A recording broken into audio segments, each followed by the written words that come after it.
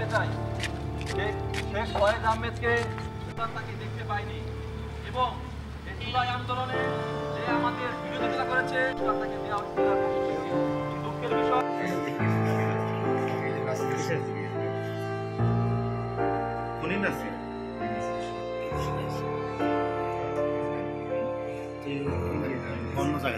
পুরস্কার এবং কীভাবে দিল এটাই তো আমাদের কাছে বোধগম্য না। এই জাতীয়টা রাষ্ট্রীয় পুরস্কার যদি হয়ে থাকে, সরকারের উদ্যোগে নেওয়া হয়ে থাকে, তাহলে প্রত্যেকটা জেলাতে তথ্য মন্ত্রণালয় আছে, প্রেস ক্লাব আছে, তাদেরকে চিঠি দেওয়া দরকার ছিল যে আপনাদের এখান থেকে আপনারা তালিকা দেন কাদের কাদের ভূমিকা গত 24শে জুলাই ছিল।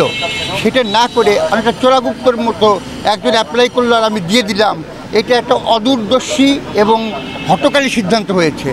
এবং এই হঠকারী সিদ্ধান্তের জন্য এক বাটপার যে নিজের সাংবাদিকতার নামধারী কিন্তু সাংবাদিকতার কোনো বস্তুনিষ্ঠতা তার মধ্যে নেই, বরং তার ভিন্ন পরিচয় বেশি সমাদৃত।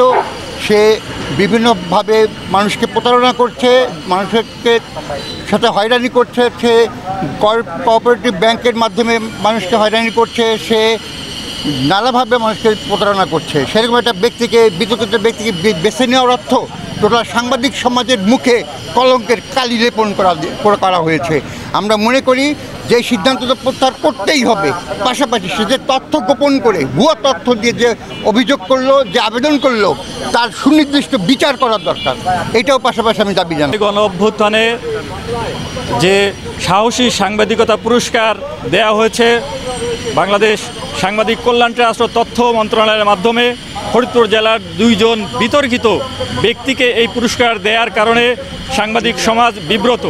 আজ কর্মরত সাংবাদিকরা এই শেখ ফয়েজ আহমেদ এবং ইমরান হোসাইন যে 2 জন ব্যক্তি এই সম্মানে ভূষিত হয়েছেন, এটা গণ অভ্যুত্থানে, জুলাই অভ্যুত্থানে সাহসী সাংবাদিকদের সাথে প্রতারণা করা হয়েছে।